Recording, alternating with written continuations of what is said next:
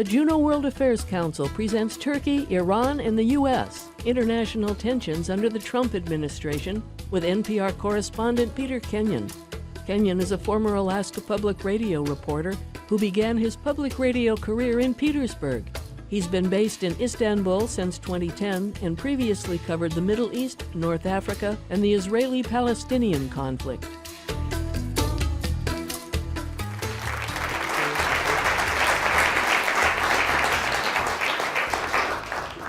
Thank you very much. Great to see everybody here when the sun is out. I wasn't expecting that. And even some people who've had to listen to me before.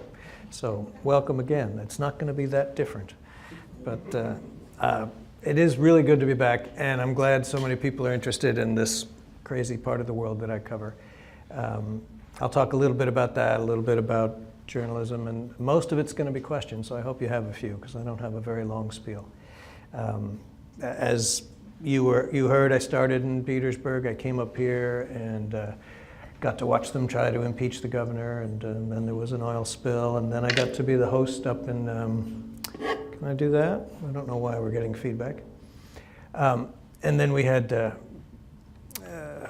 I had the chance to host Alaska News Nightly for several years, which was great fun. And then I kept going to a succession of stranger and stranger places, starting with Washington, D.C., and fortunately, my wife, an Alaska fisherwoman, agreed to go along, and still does. So I was in Jerusalem, 01 to 05. That was the time of the Second Intifada, lots of conflict. I got thrown into war reporting and learned it sort of on the fly. Egypt was the last 6 years of Hosni Mubarak. I thought not much was going to happen. I handed off to my successor and said, here, you'll travel a lot. And then 6 months later was the Arab Spring, and he was toppled. So I definitely missed that one. And then Istanbul since 2010, which has been a succession of years of watching President Recep Tayyip Erdogan move from being the reformer and hope for the Middle East and a pious Muslim running a secular government to someone who's getting more and more authoritarian all the time and raising more concerns and more eyebrows.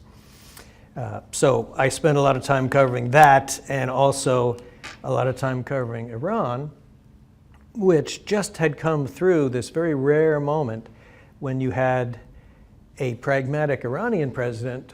He's not a moderate, but he is willing to talk to other countries, President Hassan Rouhani, and you had an administration in Washington that was willing to be less than openly hostile all the time to Iran. And so they created this Iran nuclear deal. I spent many, many hours in Vienna and Geneva waiting for them to come out and say they'd finally figured this out.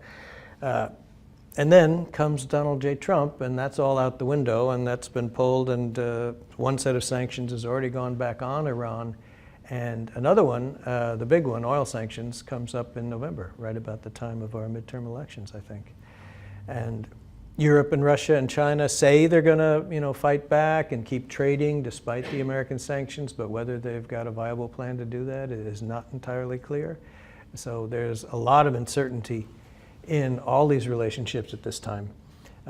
This audience, you probably did see the news today, which involved both Turkey and Iran, that they think they've got a DMZ set up for Idlib province in the north of Syria, which is right near Turkey. That's where, over the last several years, as the Assad regime has made deals to clear out rebel opposition fighters, he's put them all on a bus with their weapons and said, you can go to Idlib. So they're all there, the ones who haven't already left through Turkey. And now he wants to bomb them all, which would create another 3 million refugees probably to go on top of the 3.5 already in Turkey. And Europe is reiterating its commitment to not take any of them if they can possibly help it. So it's a very difficult issue at this point, and it's notable for the absence of American presence, at least in public. It's always possible there's some back channel going on, but it's Turkey, it's Russia, and sometimes Iran. So the two Syrian allies, and Turkey supposed to represent everybody else. And it's not an ideal situation, really, if you are worried about what the Assad regime might get up to. Meanwhile, back in Turkey, we've had a president who's been in power since 2002. He was initially a reformer, gung-ho about joining the EU. And then as he kept winning elections, his colors kept turning more and more religious, more and more nationalist. So you have an odd combination of Turkish nationalists who were never fond of the conservative religious people in Anatolia, which is the base of Erdogan. Now they are kind of joined together in an alliance, and it's the minorities and the secular Western, the people who remember Ataturk in the original Turkish Republic from the last century. They're the ones who are in the opposition and feel like they're losing ground all the time. So it's a very different kind of a Turkish leader. It's changing the face of Turkey, and he, although he's been in charge since 2002, he could, if he wins one more election, still be in charge in 2028. So, and conceivably, there is a tricky way he could stay in even longer. But, and he's now a strong president. They passed a referendum last year whereby the president, which was more of a figurehead position, is now the chief executive. And while that's very similar to what we have in America, what's not similar is that the institutions have all been weakened. The judiciary, the legislature, even the military, which played a huge role there over the decades as a defender of the secular tradition, pro-Western tradition. So he's almost unchecked in terms of what he can do. He does remain in NATO and want to stay in NATO. That might be one check.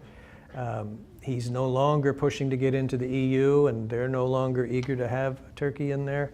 So that kind of check and balance isn't so strong, which leaves this very unpredictable relationship between Erdogan and Trump, two very strong-willed people who sometimes behave erratically, I guess we could say.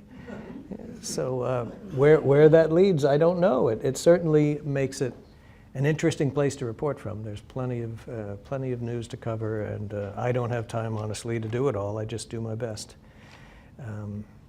I think this a fascinating time to be paying attention to news overseas, and I've been kind of heartened to see the students today and the attendance here. The people really do care about these very arcane and difficult to understand places. At least they were for me when I went over there to try and learn. Like I say, I kind of got thrown in on the deep end with the Israeli-Palestinian conflict, and it just kept going from there. So I don't really have a very long spiel about that, except I did want to make that point that I think it's important for people to pay attention, to keep supporting the media where you can, especially public radio, please. And I'd really rather just open it up to questions. So if you want to go right ahead, I'll take whatever you got. There were some great questions today from the students, by the way. So, After we ask our questions, please do come up, form a line behind the mic if you want to. I'll start with a real hard hitter. Is there a grocery store product in Turkey that you will miss more than any other when you finally go on to a new assignment? Boy, that's a tough one. Turkish food is great, but I don't know that there's anything unique. What? No, sorry, I don't know. That's a tough one. Are you able to get enough peanut butter while you're abroad? Oh yeah, peanut butter. Turkish Delight's quite good, actually. Yeah, for a little while, you know. Very glad to in hear small it. doses. Merhaba, iyi akşamlar. Merhaba. From Dayton, Ohio, but visiting my daughter, who lives here. My other daughter lives in Izmir. Oh yeah. And she and her husband, who is Turkish, were in the United States when the coup attempt happened in 2016. There was grassroots speculation amongst, they're part of a kind of expat local community. There was speculation that Erdogan orchestrated that really bad attempt in order to tighten his hold, to purge his military, and to jail more of his adversaries. What do you think? Well, the circumstantial evidence is there. I don't know if anyone will ever know except historians. He did have a lovely, miraculous escape. He got his message out on a cell phone, an Apple phone, by the way, which he's now been threatening lately, but that's another story. He did say a day after it was put down, this is a gift from God, and that's when he launched his purge. So there are many Turks who believe that, if not orchestrated, that somehow he had advanced knowledge and used it to his advantage. I don't know. I don't think in near time we're going to have any dispositive evidence one way or another. There's no question it has been a huge purge. Hundreds of thousands of people, obviously many of them are soldiers, some of them are police, a lot of prosecutors, judges, academics, professors. It really has gotten to the point where people who espouse opposition views, who simply have political differences with Erdogan, they seem to be winding up in jail as well, which is very alarming.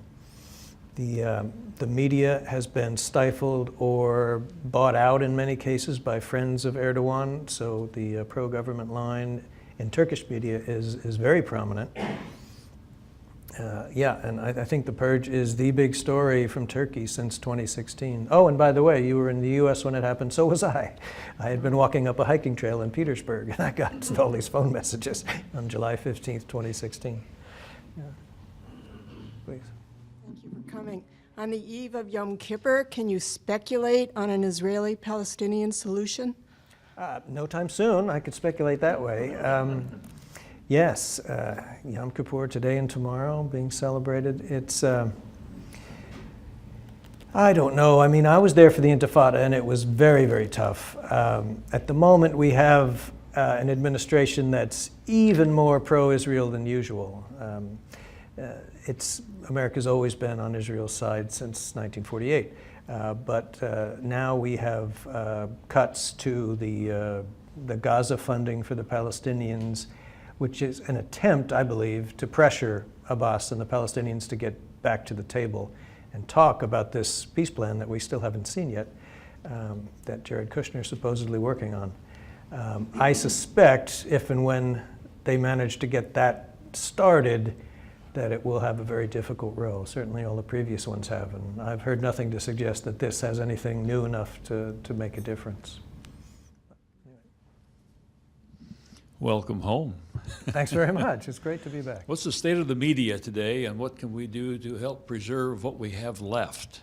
For In the example, the invasion of all kinds of technology miscreants. The MIT Technology Review magazine this quarter is devoted to, can we preserve our democracy in the technical age?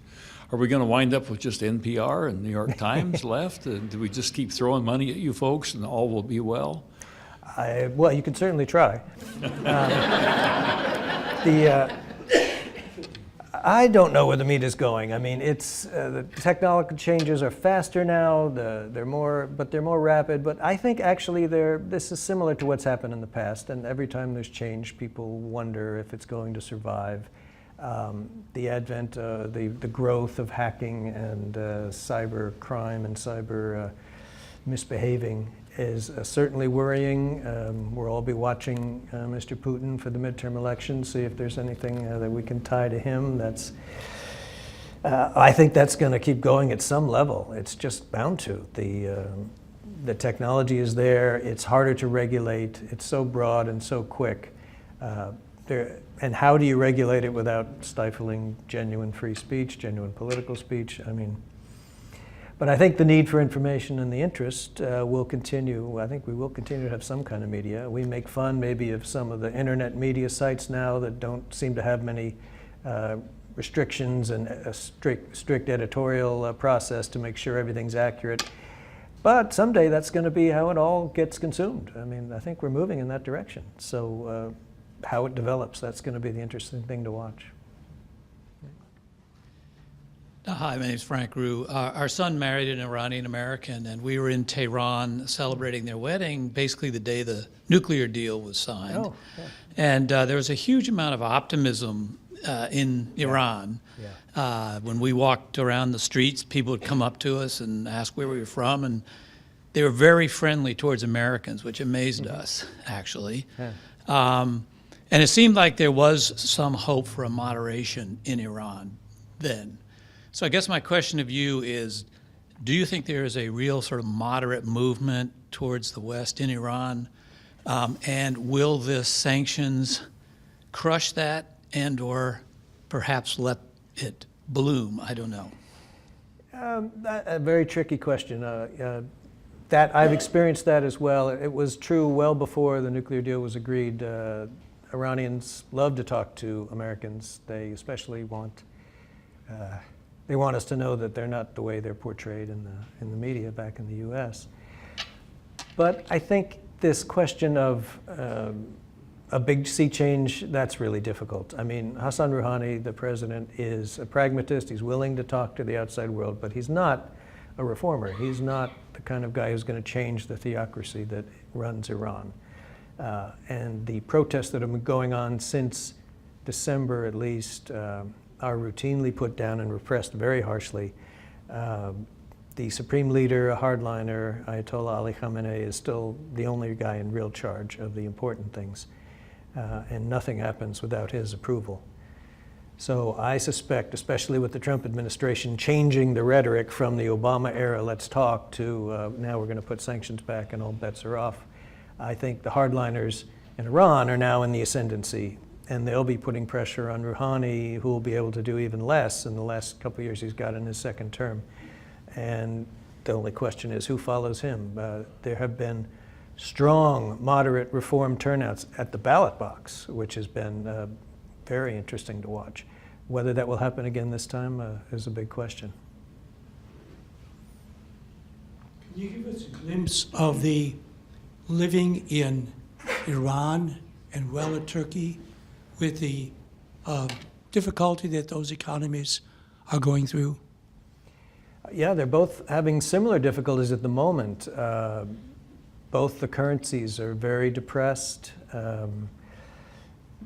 And Mr. Erdogan in Turkey has a rather unique idea of how to deal with that. Most central banks would say when your currency is going down, you have to raise interest rates to shore it up. He says, oh, no, we're going to cut the interest rates further and get more growth in. That's his answer.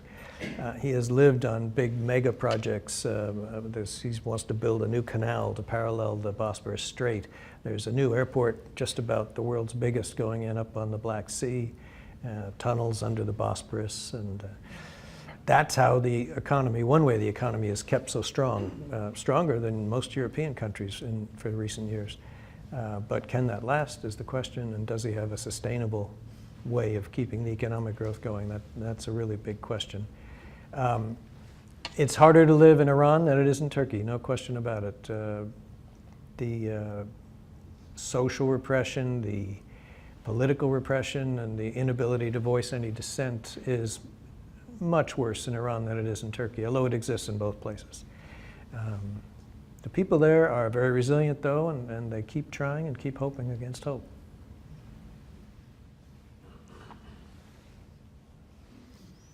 Nice to see you, Peter. The last time I saw Peter was in a jazz club in Istanbul, so it was nice of you to see several of us Alaskans who were visiting there. I just wanted to ask about what the situation is like now in Turkey for travelers.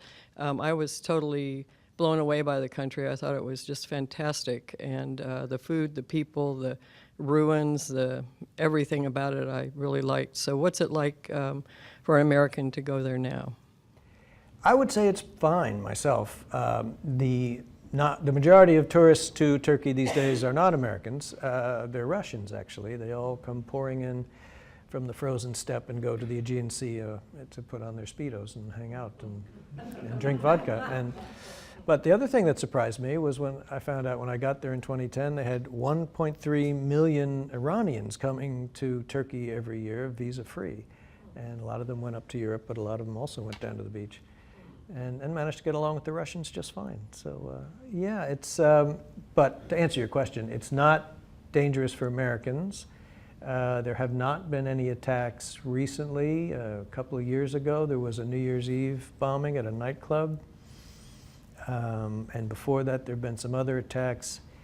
You might wonder if the Idlib situation happens in Syria and another set of millions of refugees come across the border, some percentage of those are probably going to be fighters. You know, will that cause more problems? Hard to predict completely, but it has been, for the last couple of years, very safe. And I would definitely encourage you to think about it. It's a lovely place to visit. Yeah, thanks, Kim.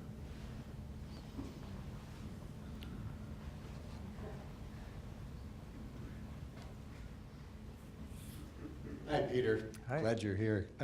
To what extent has the abdication of American leadership in the Middle East provided a way in for the Russians, particularly in Syria and the rest of the Middle East? Well, I think it's no secret that the Trump administration's top priority in Syria is to get out as quickly as possible. That's not 100% different from the way Obama looked at it either, I should say. But it's more pronounced and more clear to everyone.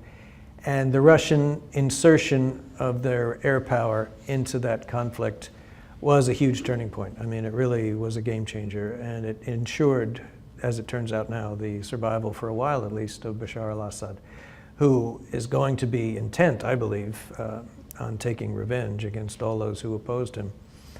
So we may be nearing the end of this multilateral proxy war that's been going on, but certainly the violence there, it could go on for quite some time if the United Nations or somebody doesn't manage to create some kind of a peace that can be enforced.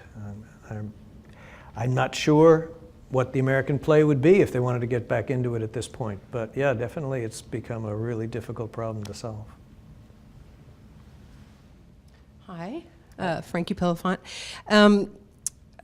I'm curious if we could get a broader view also just about the stands, Afghanistan and Pakistan, and maybe looking forward, how they're impacting or not, or just if you can provide a little picture there as well, what we ought to be thinking about or looking at there.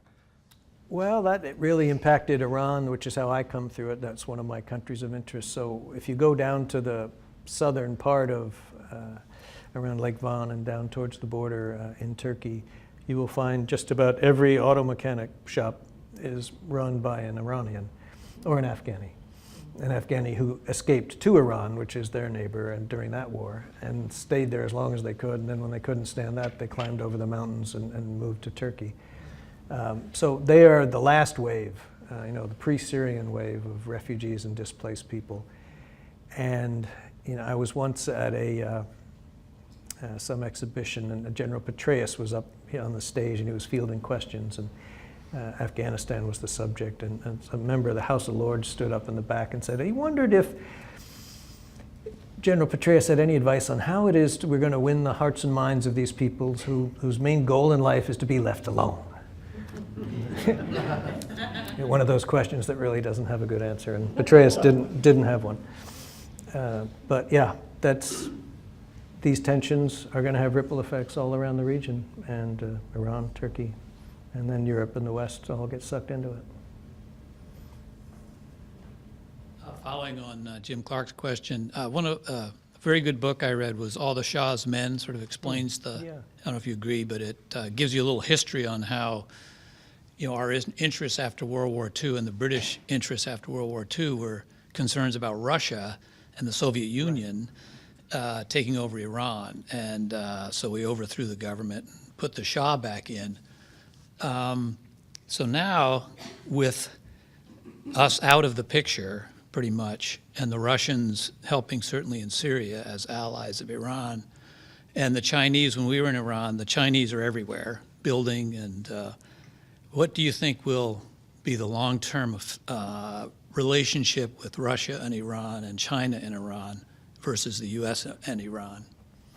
At the moment, we're pushing them all together, but certainly in the case of Iran and Russia and China, who were party to the nuclear deal as well. That book by Stephen Kinsley you mentioned goes into the toppling of Prime Minister Mossadegh, I guess, or was he president in those days? Anyway, he was the elected leader, and he nationalized the oil concession that was held by the oil company that is now known as BP. And they went to the president of the U.S., Eisenhower must have been, and asked him to intervene, and he said, I don't really think so. But then they went and found the Dulles brothers in the State Department, and they said, oh yeah, we can do that. So they sent Kermit Roosevelt, Teddy Roosevelt's nephew, to foment this unrest, and they managed, through disinformation and passing around of some money, managed to topple the prime minister who'd been elected and done this terrible thing of nationalizing the oil. So that kind of ran. And that, I think, the point that I take away from that now in 2018 is that Iranians still remember that like it was yesterday. That's not ancient history. So that just makes things all the harder. Americans might remember the Islamic Revolution and the hostage crisis, but, they remember Mossadegh, and it just exacerbates the problem, the polarization of ideas and talking past each other. It's, very, very difficult. Hello.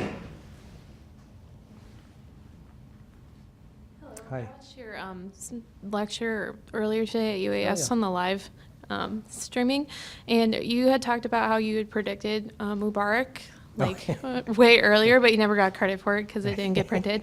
But I was wondering if you had like any early predictions about the president in Turkey, and if you had potentially predicted that at all, because over the 10 years. Let's see.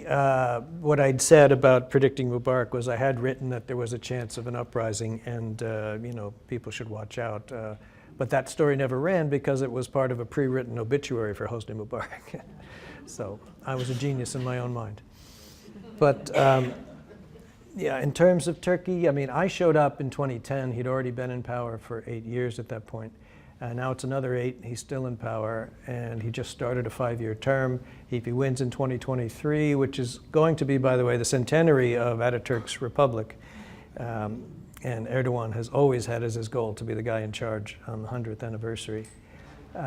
If he wins that year, and at this point I don't see why he wouldn't, he's in charge till 2028. And technically, there's a way the parliament could call snap elections a year before the end of his term, and he could win another 5 years. So that's certainly possible. He could be in charge well into the 2030s. And I can't predict anything different based on the evidence I've seen so far. He just manages to control and win every election. Will they ever get to the point and say, can we still call ourselves a democracy if this guy's still in charge for so long? I don't know. I wonder that myself. Can you speak to the topic of refugees? I think Turkey's supposed to be kind of a pass-through country, but I'm not sure that refugees are actually passing through. They certainly were early on. There were millions who passed through and went to Greece and then got up through the Balkans and into Western Europe. They all wanted to go to Germany, as it happened, and Merkel was the one leader who didn't immediately say, keep them out. Orban in Hungary and some of the other right-wing leaders were very strong about putting up fences and kicking them out and keeping them away. Germany tried to accept more than anybody else, but the backlash now against Merkel has gotten very huge. There's reports of migrants being beaten, and now with this prospect of another 3 million coming potentially, I think the anti-immigration side of Europe is really on the rise, which leaves countries like Turkey and Greece and Spain and Italy stuck because they can come this far and then they can go no further.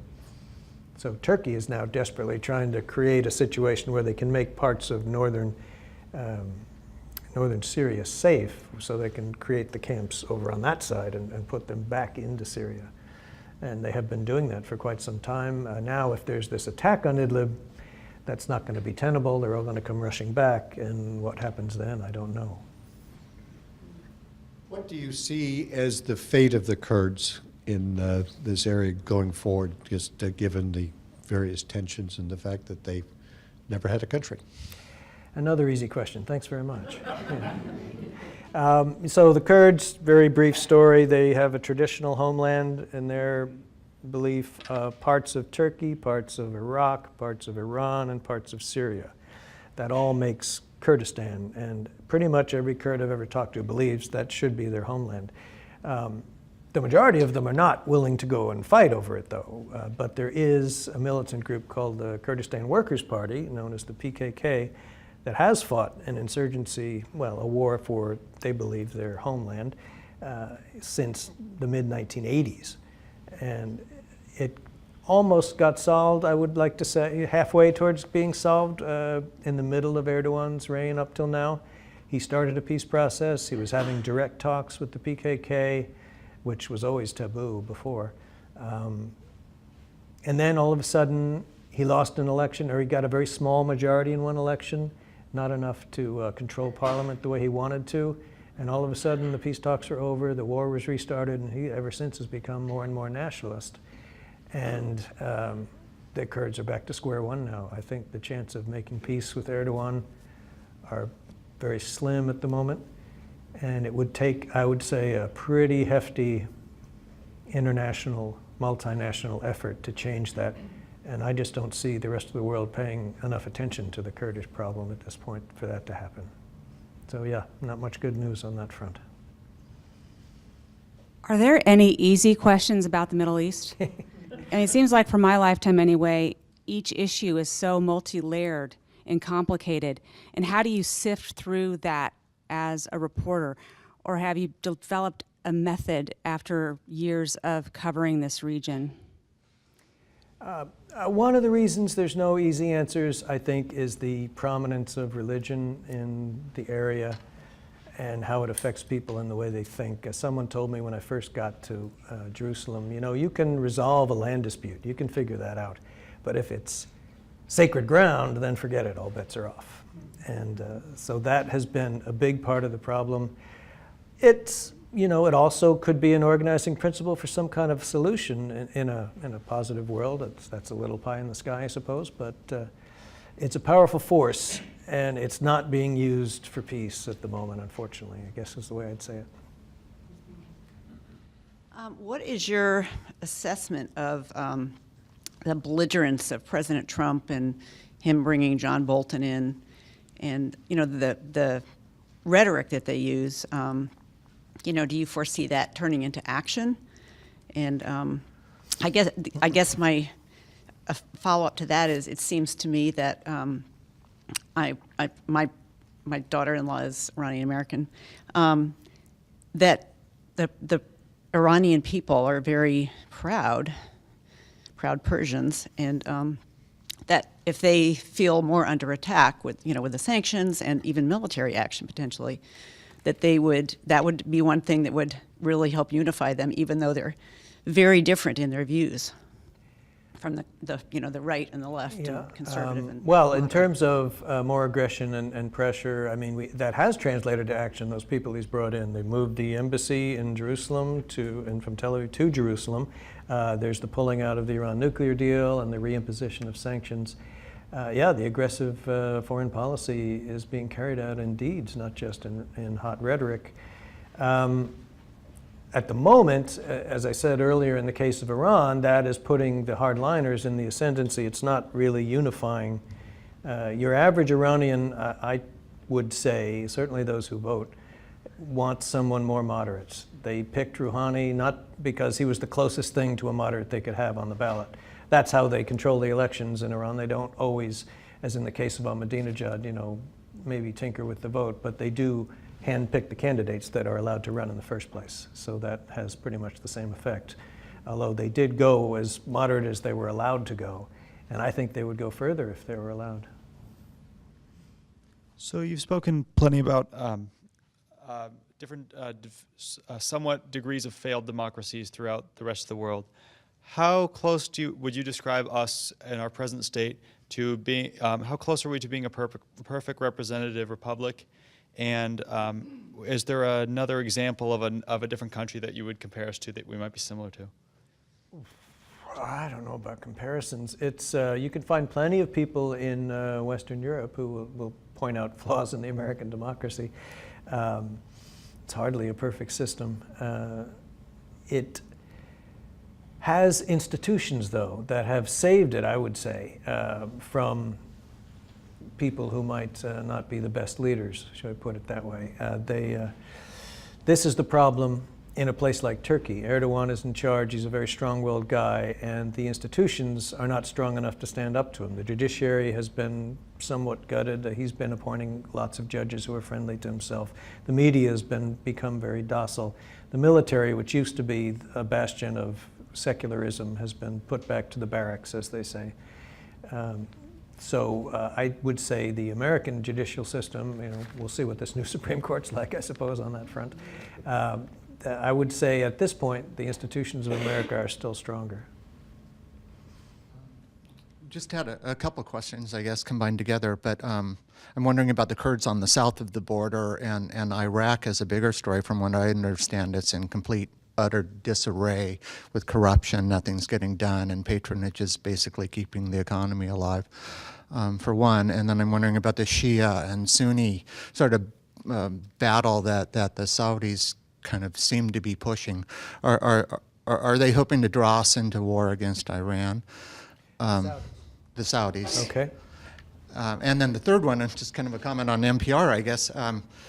I'm sure you remember Click and Clack, and at the end of many of their programs, they'd say something. I know that Nina Totenberg is probably rolling around in her chair, you know, when we say this, but we're with NPR. This is NPR, But they yeah. always did something that I thought would be really wonderful for the news part of the organization. They did Stump the Chump, and John Bolton's name just came up, and I'd heard him many times as a talking head on All Things Considered and other programs, and it would just seem, I can't remember him ever actually being right, and it'd be kind of fun to play those clips back and say, you know, how'd this one turn out in Iraq? How'd this one turn out? And so it's true. If you could get people to remember and go back a ways, yeah, you could have some wonderful counter arguments. So it's just the Kurds, and then how the Saudis going to play, and Yemen, and do you think their new prime minister is going to, you know, get his wings clipped? I like to call him King Salmon, being an Alaskan, but yeah.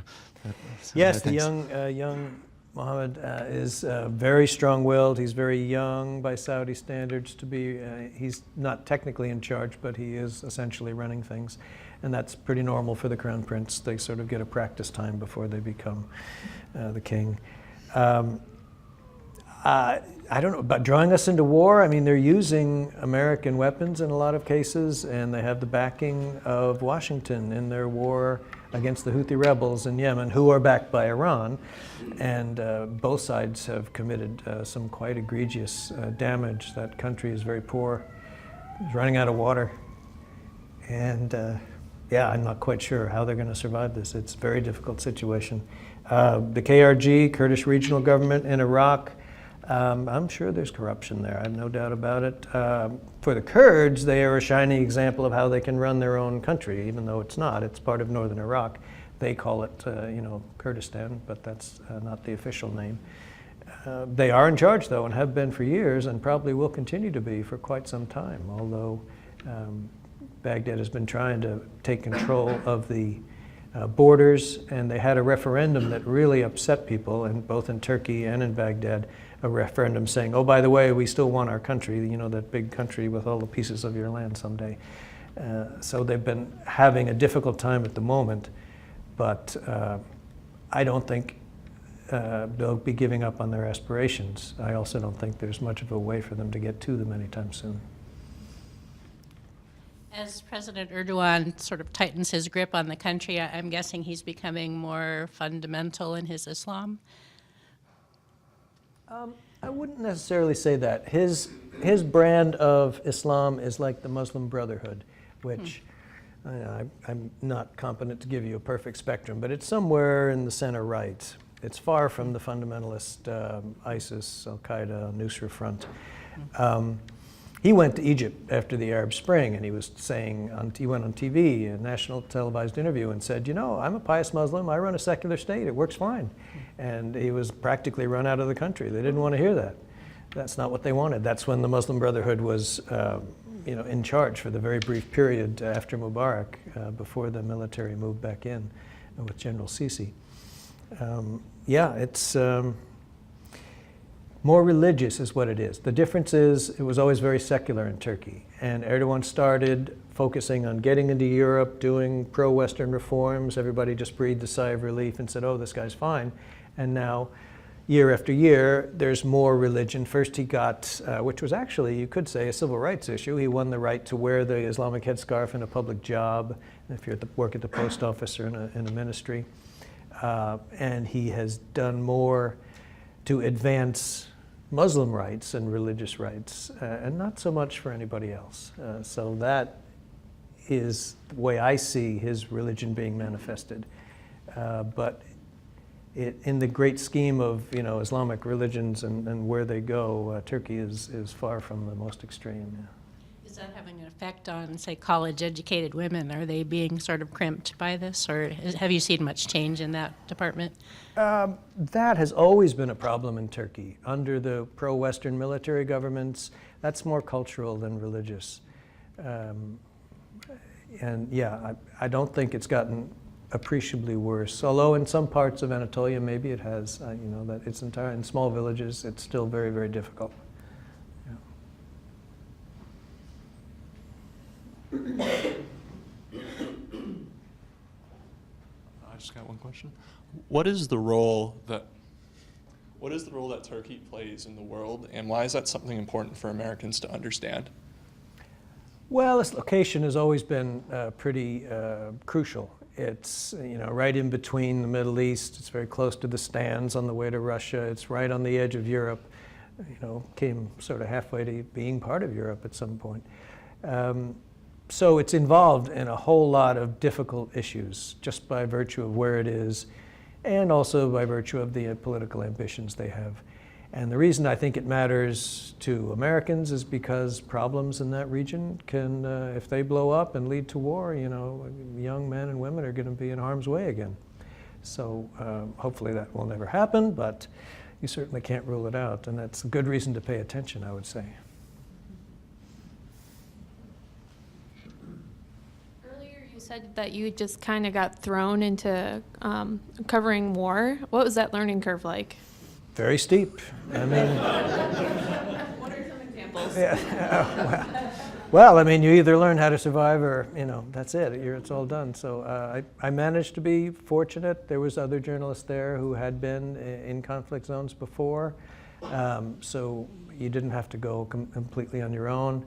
I had a very nice older guy as a translator, worked for a newspaper there, and he knew a lot of people in small villages in the West Bank, which was where all the action was. They were taking over the West Bank, sort of city, village by village. The Israeli army was moving through and taking it over and occupying it again, basically undoing the stuff that had been done in the Oslo Accords.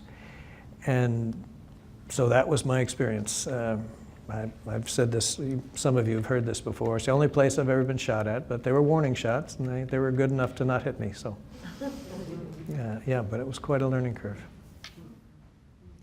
Hi, I have all sorts of questions, but here's one I was thinking about as you were taking a sip of your water.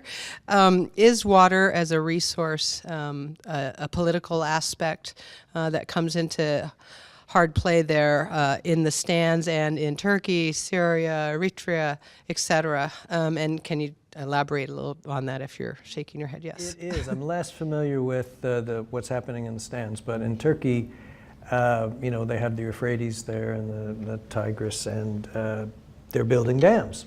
And it's a real problem for Iraq. It could be a problem for Syria as well. It is a problem of real tensions in other areas I've been. They've been on the receiving end, and losing water as the dams go in. Here, the Turks are gaining or preserving water supply. And the treaty that governs how these things happen, it's not one treaty, but there is no perfect legal mechanism to make sure that this is done fairly. So it's one of those things that has to be done with diplomacy. And the Iraqis are quite concerned. Baghdad's very worried about the water situation.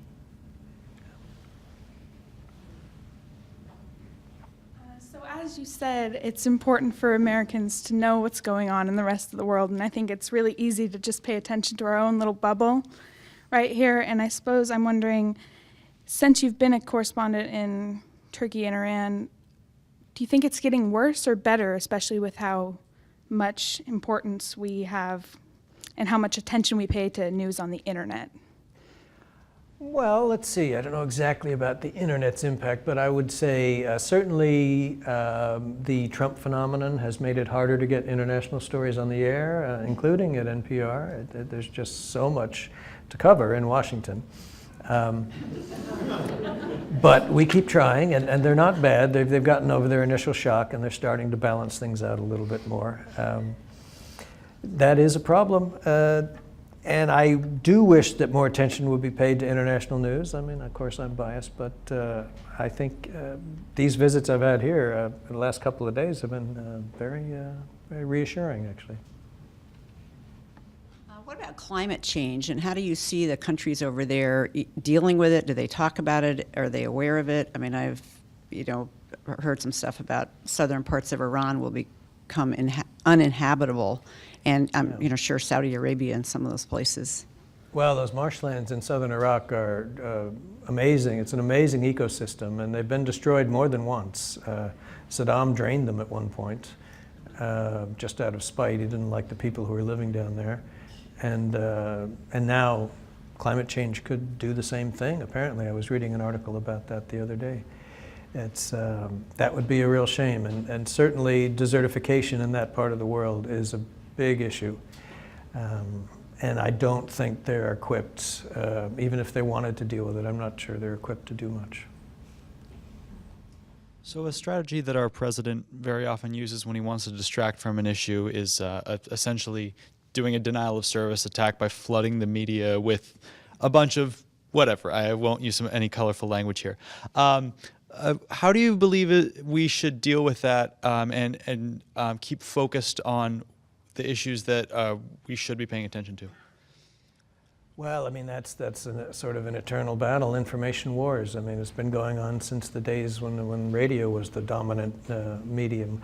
But it's become, with the internet and how rapidly information moves now, it's become more and more of an issue.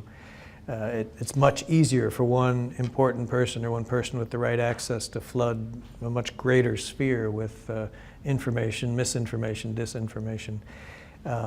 So I think supporting, reliable, relatively balanced folks who try to tell you what's really going on is the best thing to do. But that's not going to stop it. I mean, it's the best defense I can think of. Can't let you out of here without a couple more. Well, I've got a few more minutes as it happens. Tell us about the Black Sea. Yeah. How does the world look from those in the Black Sea, that's strategic importance, and what's likely to happen there? What's likely to happen, that's a tough question. It's a beautiful part of the world. That's where Turkey grows all of its tea, all of its famous Turkish tea. I was in Ukraine, I was in Crimea right before Mr. Putin annexed that a few years back. And it's just and there was all these stories and histories of, submarines pulling up and going off to war.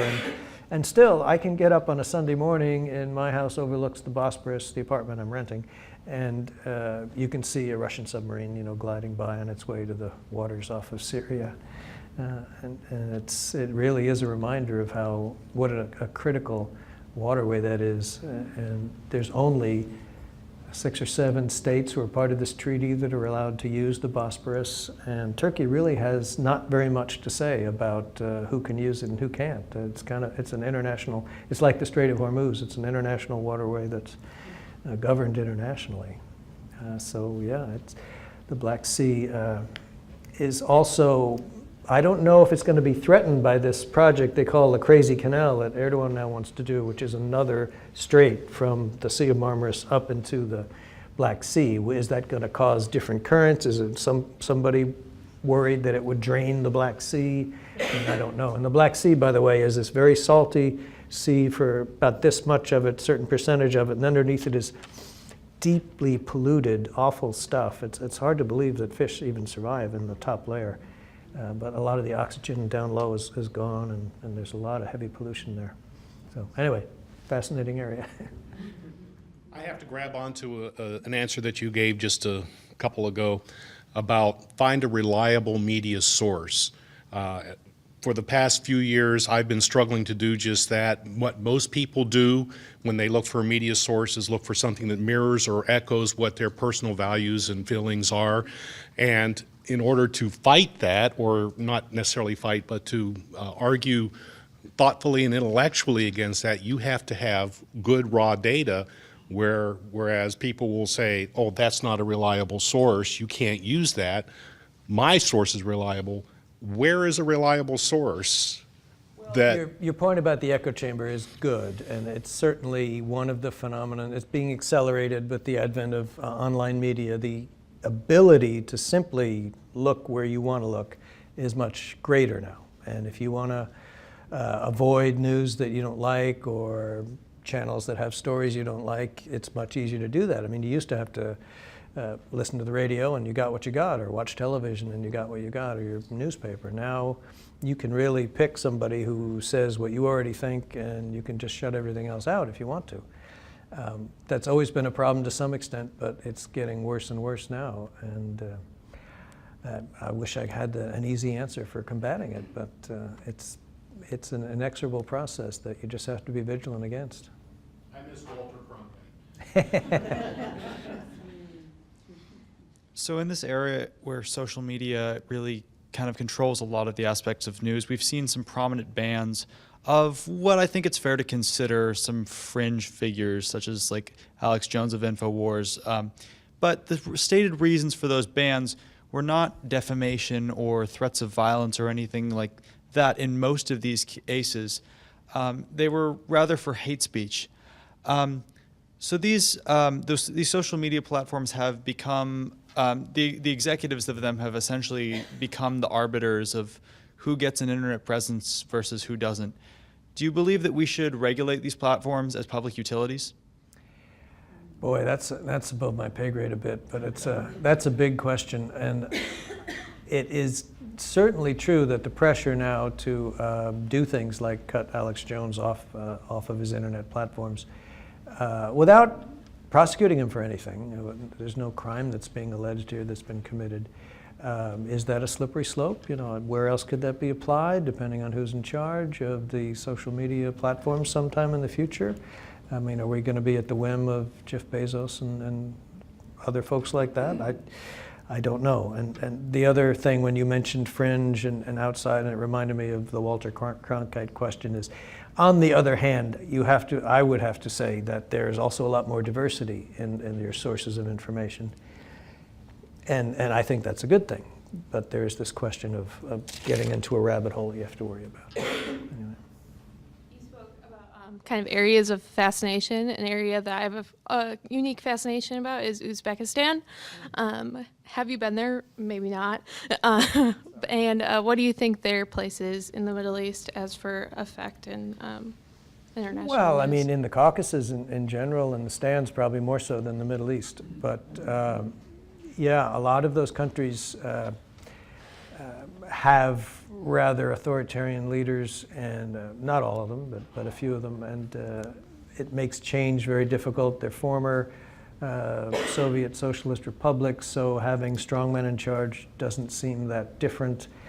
In fact, people say that about Turkey. You know, they like having a strongman in charge. Many Turks would tell you that, you know, frankly. But where they play a larger role in the future, I don't know. I don't think they have the leverage at this point to impact bigger regional issues, but maybe in the future they will. We appreciate you being here. Thank you for coming. Thank you. But I want to ask you a question about Iran. Iran. Are Americans free to travel in Iran? Is it fairly safe? Have you traveled extensively in Iran? I have traveled. As a journalist, it's a little bit more controlled. Tourists can go. My wife has gone to many places, several cities that I have yet to visit, because I have to apply as a journalist, and they're a little more careful about where they let me go. But I've been up to Isfahan, which is a beautiful city, and Qum, where some of the clerics hang out, and some areas south of Tehran. It's an interesting country. It has water problems. There's more desert there than there used to be, but some of their cities are just beautiful. And if you're a tourist, a visitor, yes, there are many. I wouldn't say you have freedom of movement per se, but there are many, many places where they're eager to have you, from Tabriz in the north right on down south. I'm glad we get to end on a positive note. Thank you very much for your time. Thank you.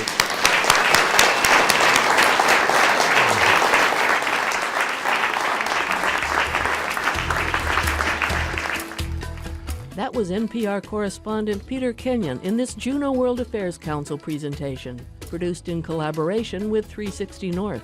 It was recorded September 18, 2018 at 360 in Juneau, with major support from the Prospector Hotel and additional support from AEL&P, Core Alaska Kensington Mine, Pate and Associates, Sea Alaska, the University of Alaska Southeast, and Wastman and Associates.